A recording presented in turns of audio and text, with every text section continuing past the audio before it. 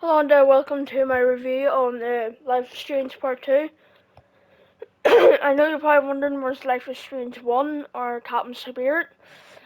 For some reason, I've always had Life is Strange and I played through like half of it. It's a good game, but I never got around to finish it, so I will. And I do have Captain Spirit, which will probably be the next game I review. But let's get going. I'm going to start off with what I didn't like, which was the second act, which is episode 2 to 3. Is pretty boring. Like like the entire thing with you and the hippies is like really boring until like the very end. And like the end of this, yeah, sure, it has good story, but like it's just really boring. The 2 and 3 episodes. Um, the way it deals with the problem, because this game is mainly about like racism and homophobic, but it's kind of just like a toddler like picking up like all their toys and dumping it out in the sandpit and saying, "Look what I got." It doesn't tackle these problems at all. It only brings them up just to them be a nuisance for a while, and it just isn't a nuisance anymore, which it which can be kind of annoying. Like just tackle the problems and sort the problems out and blah blah. Um, some of the voice acting is kind of weak, especially Daniels. It feels very flat and boring and feels like it's in a booth. There's a lot of emotion behind the voice, but it just feels like it's being delivered in a booth. And there's some forgettable characters like the gay couple at in episode 5. Like I can't even remember their names. Um, that's kind of where it all ends. But here's what I do like about the game. The graphics. The graphics are stunning. One of like the most beautiful games I've ever played in my life. It is just so well looking. Like it's just beautiful. Like the graphics just like fucking bounce back. I don't even know what I'm saying anymore. The graphics are fantastic. At least it brings up the problems. At least it might not like tackle them as well, but at least it brings them up and like challenges it for a while. And well, at least it does that with the problems. Uh, Sean Diaz and Karen's and the dads have really, really good voice acting. Like there's emotion behind it. Like Sean Diaz has turned into one of my favorite characters in gaming. Karen was really like a really like it's hard to explain, but she was like a really like good written character. Like you know why she did the stuff, but the stuff isn't good, but you can still feel for her side. And Esteban was just fun. He was just cool. And Sean Diaz is just peak. Sean Diaz's character is fantastic. Like the way he would do anything for his brother, and I like the way they didn't tackle him like he's Joel. Like he's just a 16-year-old kid. He doesn't know how to fight too well, but he can still throw like a haymaker. But like he will still like lose to like some 6 foot tall guy. There's no like anime moments where he's like my full power is limited. Like it's not that. He just gets the shit kicked out of him half the time, but he'll still do anything to get his brother back, which I really like. The emotion in this game. Do you see the emotion in this game? It had me crying on multiple occasions. It had me happy. I was like, oh, that's a cool scene. It had me angry. It had me sobbing. It had me contemplating life. Well, maybe not that far, but it does everything like that really, really well. Um, how much detail there is in the story. Like every path you pick has like a different option. Like dialogue will change no matter what like thing you pick. Like if you tell Daniel that his power is dangerous, oh, he won't use that power. But if you tell him not to, he'll go willy dilly and just fucking use the power all the time.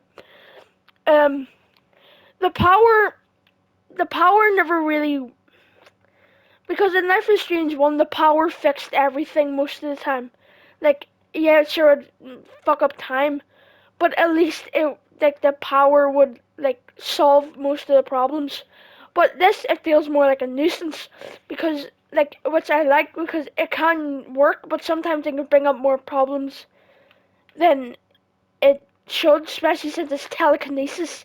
Like that's pretty like hard to hide, especially whenever you're a 9-year-old kid. If I had telekinesis whenever I was 9, I'd be fucking lifting up my dinner plates and flinging them through walls. So I like that. It makes you feel like, oh, should I really use this? Because it might not solve the problem, but it still might solve the problem. It's just really good because you're like, oh, if I do this, the police are gonna hit me with a baseball bat, but it will cure my uncle's disease. What? But it's just stuff like that what is good. Like, but sometimes it can be a help and sometimes it can't be. So there's always like a option you can pick. Um, you see episode 1, um, 4 and 5 are all fantastic. Like some of my favorite like third acts and in gaming.